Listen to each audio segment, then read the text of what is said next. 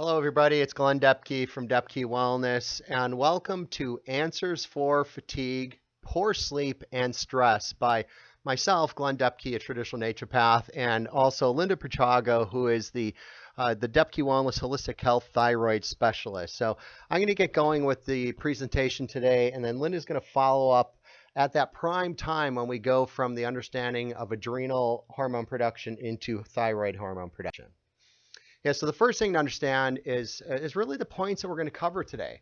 We're going to discuss something that's so important to all of us is really the impact that the holiday season has on our health. And think about that. You know, isn't the holiday season just supposed to be all about love and smiles and enjoyment and all of that? But you know what? It's rarely not that.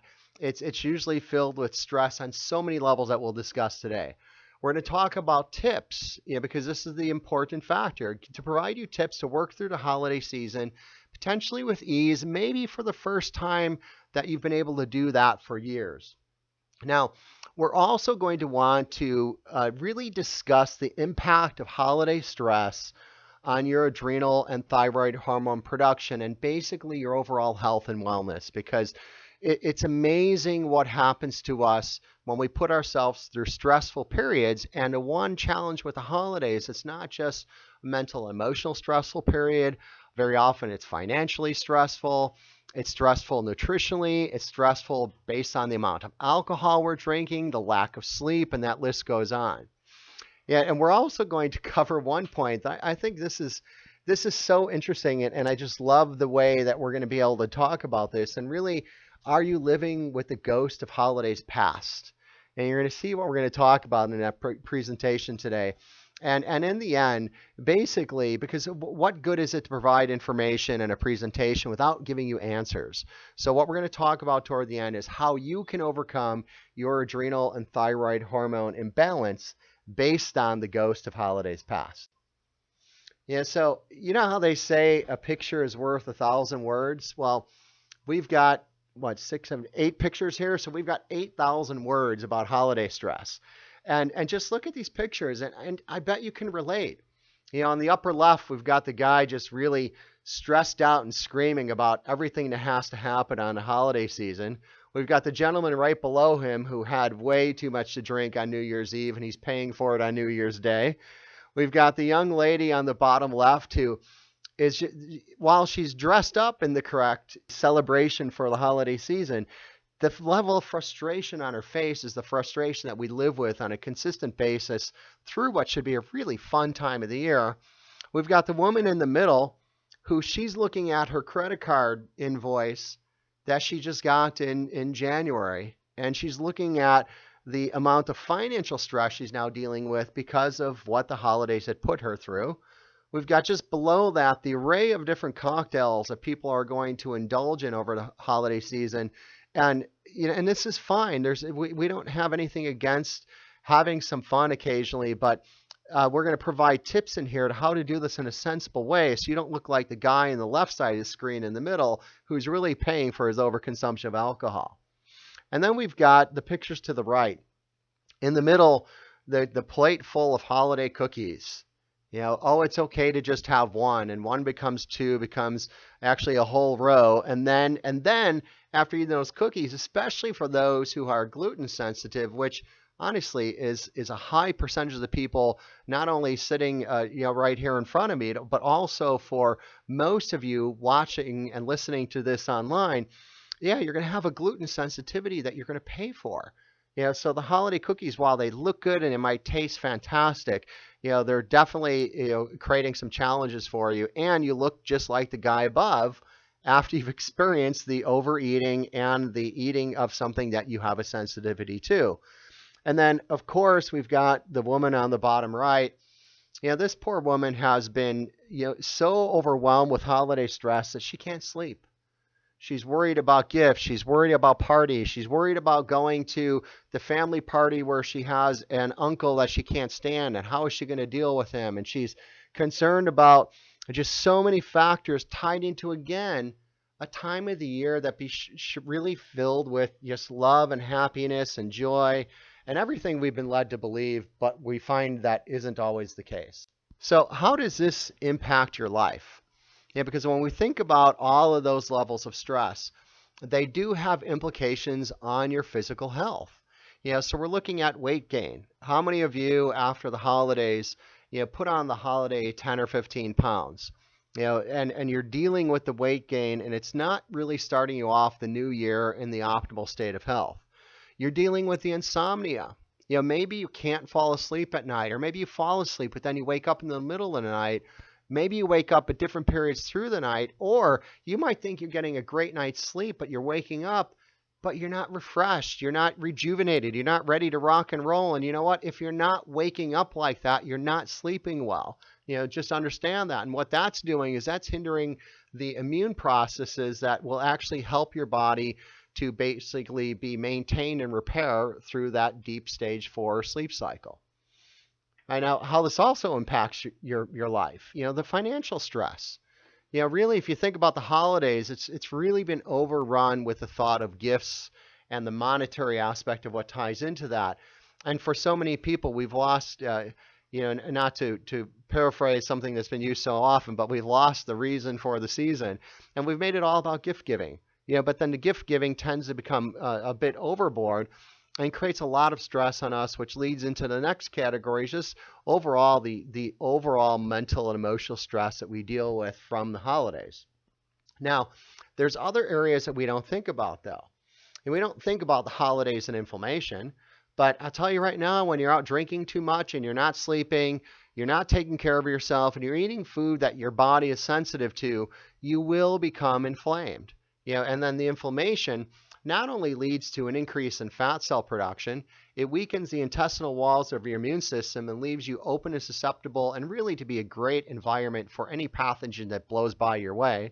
So these could be anything from catching a common cold to influenza to multiple of different gut pathogens, parasites, protozoa, amoeba, entamoebas, H. pylori infections, detrimental bacteria, and that list goes on, all because of the combination of that inflammatory state with the weakened immune function that is caused by this state. The other thing we lose our coping mechanisms. This is one big point tied into adrenal function that we'll get into a little bit later.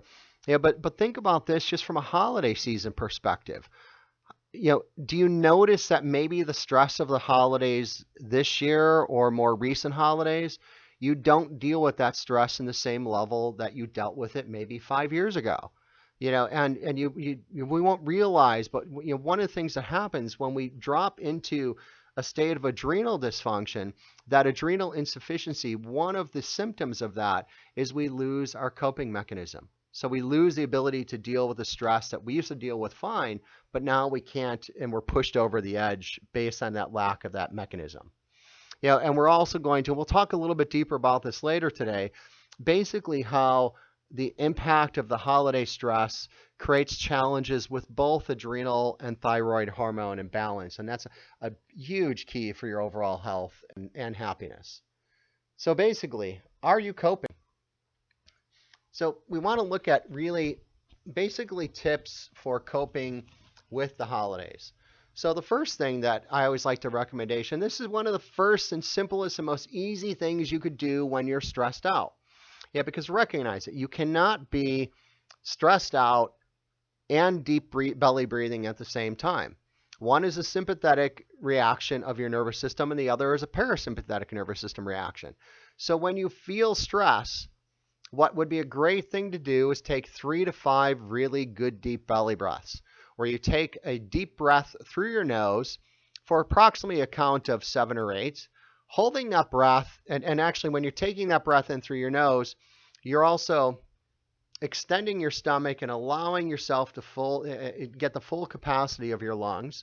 Hold that breath for approximately a count of 4, and then after that, forcefully blow that out through your mouth for about a count of 7 or 8 again, while actually contracting the stomach muscles and forcing that entire breath out of your lungs.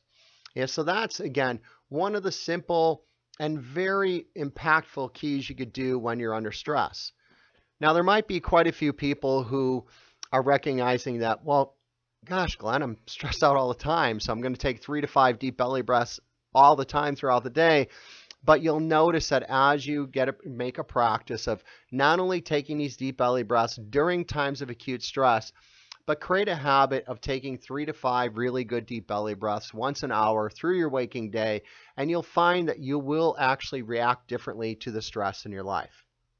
And now, the other coping tip for stress is it's tied into the holiday parties. Get to your holiday parties earlier so you can be home and in bed at a decent hour. Yeah, because basically, if you think about this, we're invited to a party. It goes from 7 o'clock until midnight, and you show up at 9. Well, if you show up at 9, you're probably not going to go home at 10. But if you show up at 7, you can go home at 9 or maybe 10, still enjoy the party. And honestly, you get there early, you usually get the better food, and you actually have the ability to actually engage in conversation with the people inviting you to the party. So that's always a good thing also. Also, coping tips. Take some time to meditate, to pray, or just simply have quiet time. Think about when was the last time you allowed yourself to sit in a chair and do absolutely nothing, not listen to anything, not watch anything, not read anything, and just to be still for 5 minutes. There's probably a lot of people listening to this right now who are thinking, I don't remember the last time in my life that I've done that. And if you haven't, that's something to really think about. Now, as I mentioned, there are some people who will take that quiet time and they'll use it to pray or meditate, or you might be doing something else, but something to create some space and some peace and some level of relaxation for yourself. The other thing with the holidays, do not take time out from your exercise routine. This is what so many people do is when they get inundated with parties and places to go and things to do, what's one of the first things to drop is the level of exercise that you're focused on. Don't branch away from what you typically do. I'm not saying to increase what you do, but just don't branch away from what you do currently, regardless to what level you're doing at this point. Yes, and just recognizing that the exercise is not only good to help tone up your body and for your muscular system and your cardiovascular system, it's healthy for your brain, and it's really great to help release stress. Right, now, another one is to from the stress perspective of the holiday season, make the decision to cut back on the financial burden of the holiday season. I could remember this years ago where it was getting out of hand with my family, where we're buying significant gifts for our parents, and all the siblings in the family are chipping in large sums of cash, and then we've got the other families we're buying for every cousin and sister and brother and you just name it. And before you know it, by the time you get through the holidays, you spent a few $1,000s that maybe you didn't even have in the first place. So I can remember even personally, years ago after the one Christmas got out of hand, we decided to grab bags with each family. Each family, each person bought one gift for somebody else. So if you had 2 families, you had 2 gifts for 2 people, and you're done. Maybe a little something special for your spouse or your children if you have children, but just don't make it such a financial burden. Right? And also, don't run from relatives that challenge you. This is one of the big impacts of the holiday season, and most people don't think about. But there's a lot of families where there's certain members of the family that just simply don't get along. So what we do is we get so stressed out, and we're kind of really just running away from them and hiding from them at parties and trying not to be engaged. And the biggest thing that we can do to alleviate that stress is very simply just give them what we would want from them. So if you would want love and compassion and communication from that person that maybe you haven't gotten along with in the past, when you get to the party, give them love, compassion, and communication. And don't do it with an expectation of anything back. Just give it for the sake of giving it, knowing that you're really doing it for yourself to actually take a whole different approach from a stress perspective. So those are some simple coping tips for the holiday season based on stress. Now, there's also the holiday party survival kit. I remember, like I said earlier, and I wanted to bring this up twice because this is an area where most people falter. Again, get in early and leave at a reasonable time. Now, notice I didn't say get in early and leave early, like you shouldn't have fun and go out and have a good time in the holidays, but leave at a reasonable time because you want to get to bed and keep somewhat of a normalized sleep cycle so you don't end up with any type of insomnia type of symptoms throughout the holiday season. All right, the other thing, don't go to a party hungry. All right, if you go to a party hungry and you're put in front of a table full of appetizers or a table full of desserts or just miscellaneous food at a buffet, what do you think you're going to do? You're going to overeat. You're going to overconsume because you're eating from that hunger standpoint. And I'm not saying to have a full meal before you go out to a holiday party, but just make sure that you have a light snack shortly before you go so you don't have that hunger that you're dealing with. Another factor is a one plate rule. Honestly, this is a rule that I had to impact for myself because I had the habit of going to a party and they'd have a whole table full of just delicious looking appetizers. And of course, I would take a small plate and you'd fill up the plate with appetizers, and then you go back and you take another small plate, and then you take another small plate, and then it's time for more of the dinner approach. Now a little buffet is going on the table, and now you've got, now you're putting in a full meal, and then you have the dessert table at the end. Well, that's just far too much food. But if you go into this, and let's say there's an appetizer table, and you have your one small plate, fill that one plate up, and that's it. And then when it comes to the meal, you fill one plate, and that's it. And the same thing with desserts. And I'll be honest, you're still likely going to overeat, but at least you're going to eat two small plates and one larger plate rather than, gosh knows how many plates that we would end up at the end of that meal. All right, now, the other thing, leave the treats as treats. That's the first part of this, because when we see the treat table, very often we treat the treat table as the dinner table. So make sure those are treats and only take those toward the end of the night when you're done with consuming the other food. And for those that know you're gluten sensitive or suspect that you're gluten sensitive, be smart about this. Bring your own gluten-free treat. I can't tell you how many parties that I'm invited to that I bring my famous gluten-free brownies that are just honestly to die for.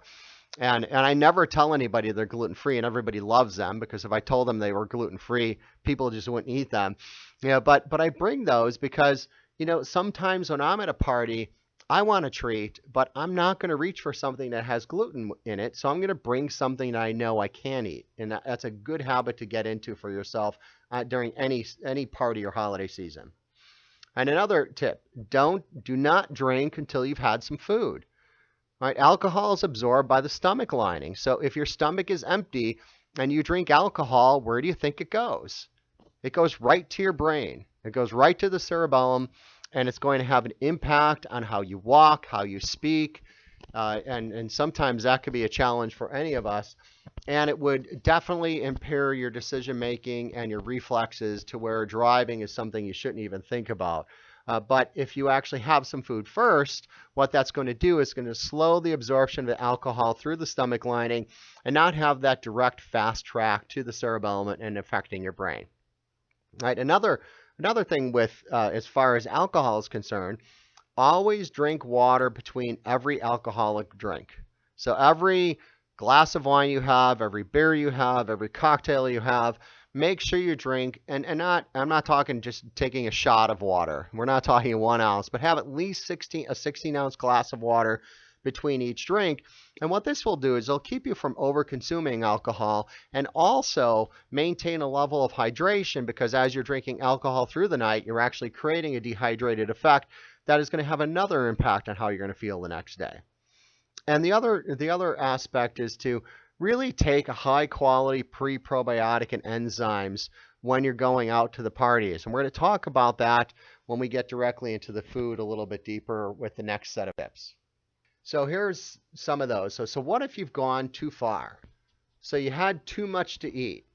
Well, a digestive enzyme is something that's great to take on a regular basis for any time you eat cooked food. Because when we cook our food at 118 degrees or more, we destroy the enzyme activity of the food, and therefore we really waste the function of the first third of the stomach. That's where we should be breaking down the food based on the naturally occurring enzymes that would be in raw food or what we would get from our digestive enzyme supplement and the small amount of particular enzymes that are produced within our saliva.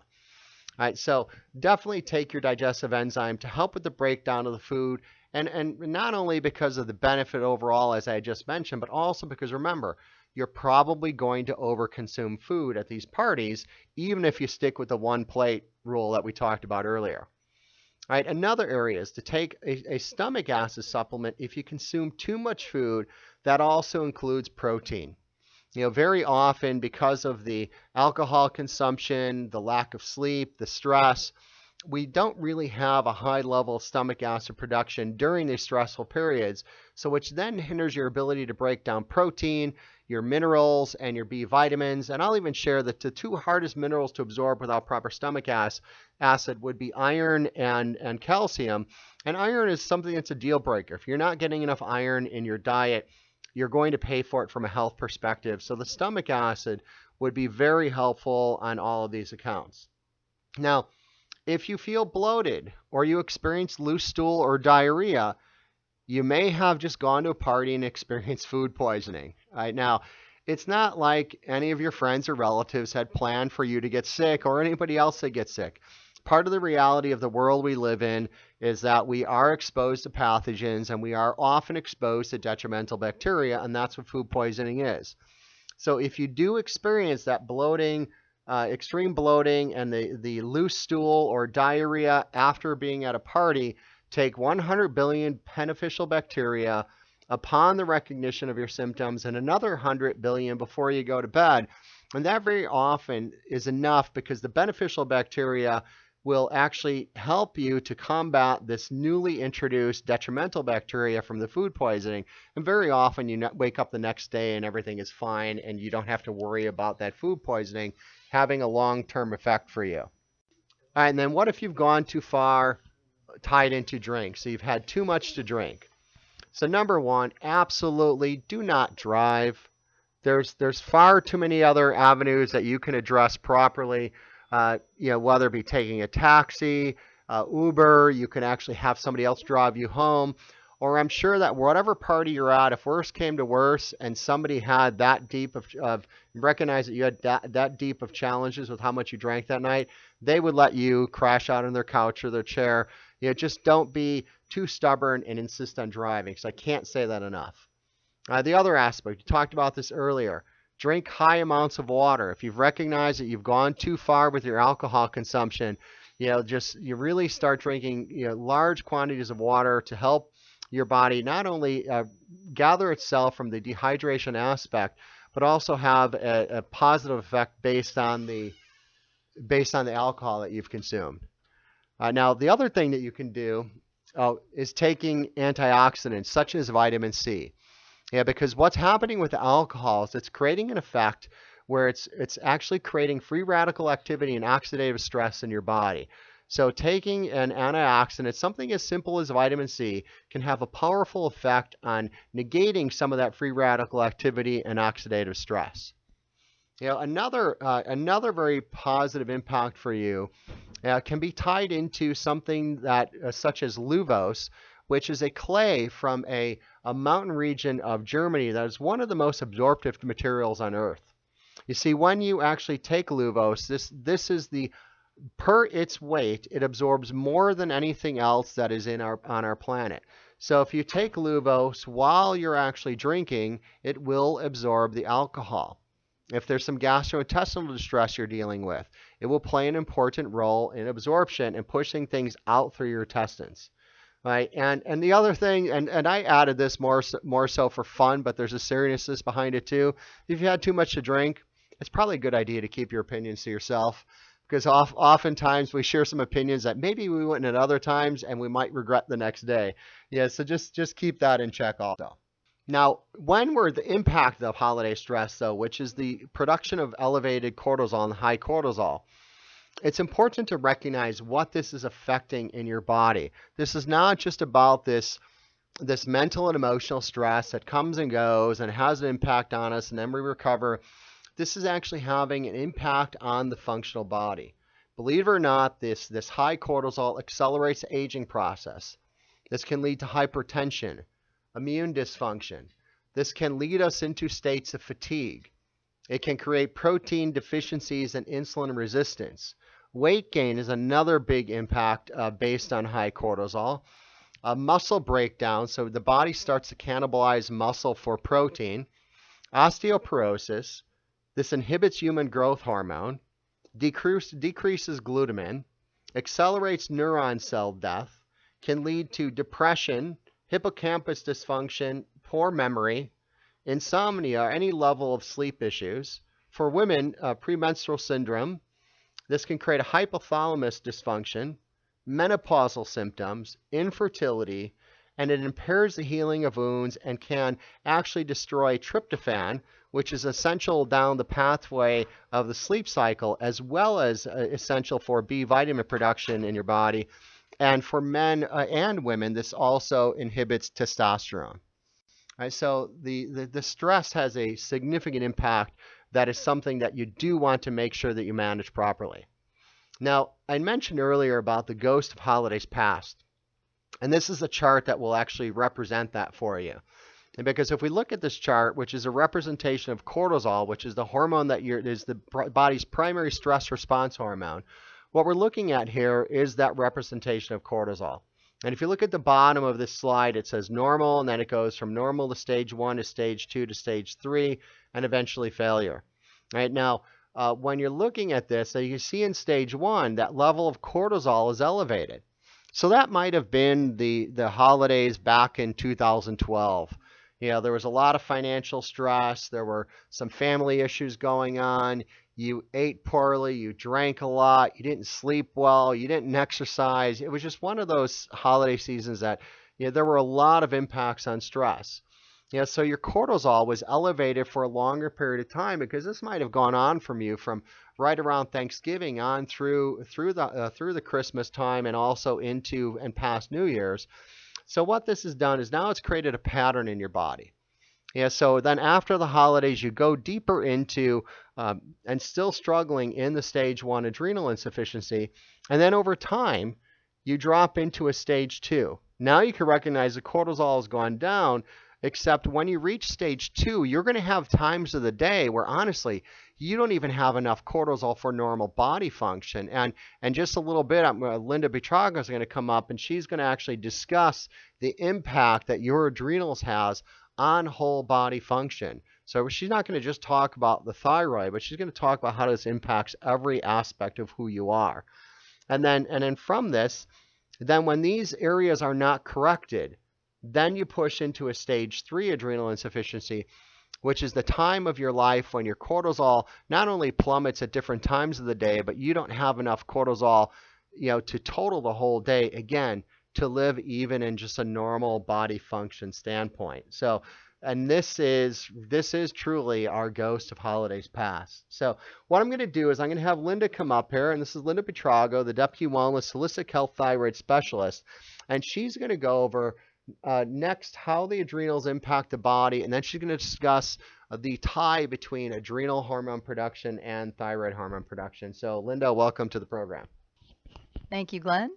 So going back to the ghost of holidays past, they do keep haunting us when our cortisol is low, and that's that circle in the middle representing our low cortisol.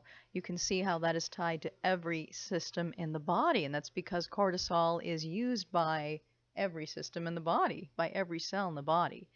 So this is going to affect us in many ways, and it could be any or all ways depending on the person. So depending on your particular genetic tendencies, the weaknesses that you happen to have because of your poor health habits lately, this can show up in different places in different people. So starting on the upper left-hand side, our carbohydrate metabolism is affected. So it affects our blood sugar levels. It affects our ability of our cells to produce energy. So that's an obvious reason why you would feel low energy, at least at certain times of the day.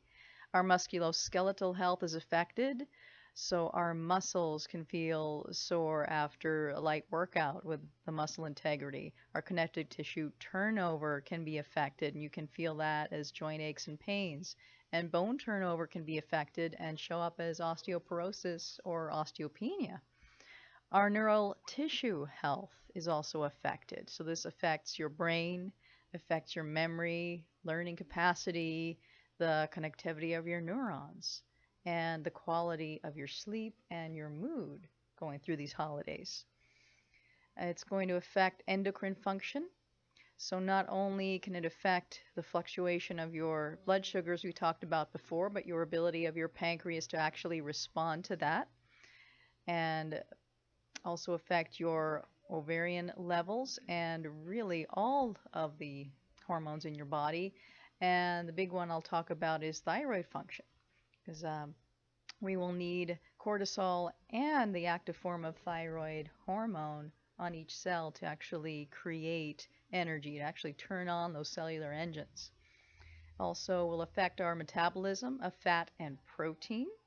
So this will affect how we collect fat around the body, often through the midsection, and affecting our mucosal surface integrity, which really means whether we have leaky gut or not. So the health of your gastrointestinal system and even the health of your brain, blood-brain barrier, which can affect whether we have brain fog and how well we deal with toxins in the environment.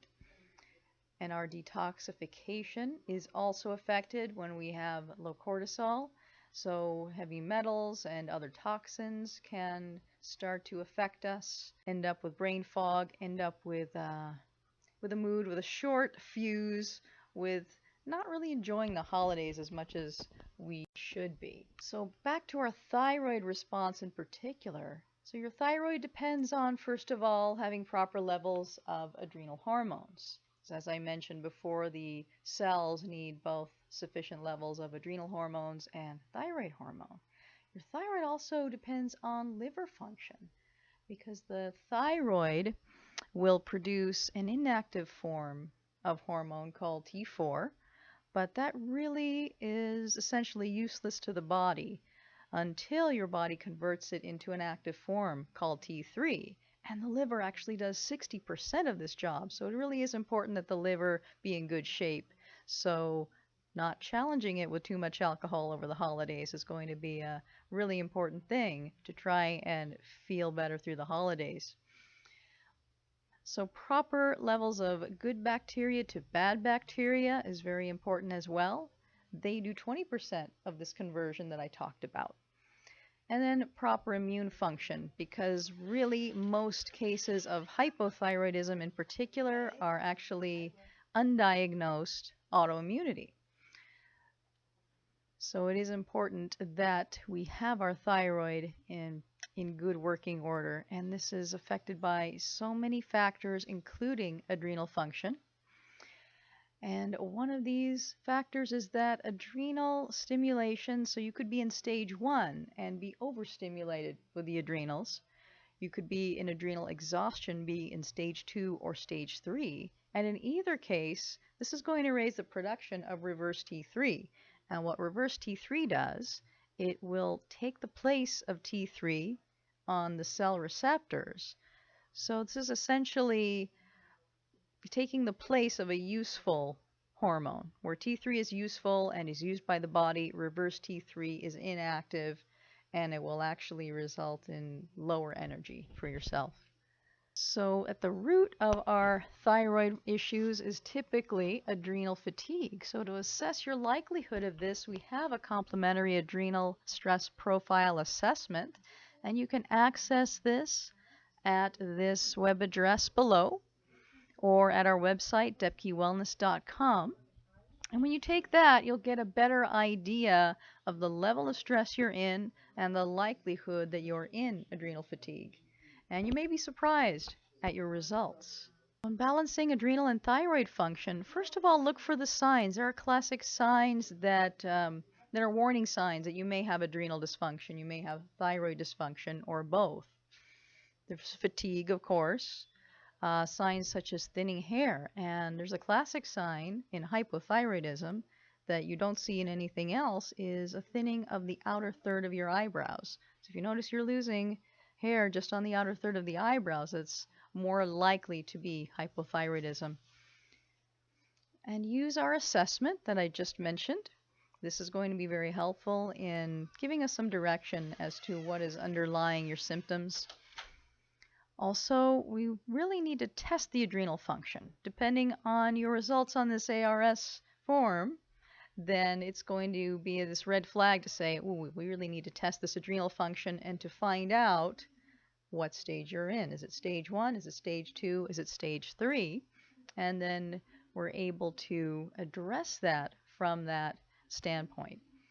Reduce or eliminate triggers. So, as Glenn talked so much about, reducing the stress during the holidays is going to be a big factor. Doing what we can, reducing the expenses, reducing the stress, taking better care of ourselves through the holidays and year round, actually. Balancing your adrenals, and that's where we come in, advising you on how we can do that, working together to get your body back into balance. This will include addressing the gut health, as I talked about before.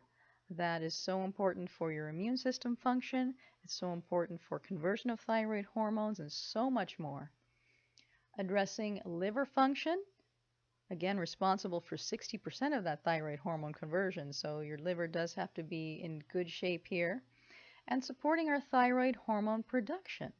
So there are times when the thyroid actually is not working well and we have low hormone production. There can be a lot of cases, actually more cases than just a thyroid dysfunction itself, in which our body has trouble converting thyroid hormones from the inactive to the active. We can have high levels of reverse T3 that get in the way of those thyroid hormones that we do have. So as we work together with you on this, you'll find out more about how to get the support. And to find out more about how you can work with us, I'll turn you back over to Glenn, and he'll get into details for you. Okay, thank you, Linda. It's always, every time there isn't a time that I've sat and listened to Linda talk about the connection between the adrenals and the thyroid that I'm not just completely enthralled with the entire concept of what's going on here hormonally in the body. And I wanted to make another little note as far as when you go to the website at depkeywellness.com to take the adrenal assessment that we have. There's actually also a thyroid assessment. When you go to the homepage at DepKey Wellness, on the top, there's going to be a very noticeable place where you can click on to take a complimentary thyroid assessment. That'll help you understand the likelihood that you do or do not have a thyroid issue, and it will make recommendations accordingly.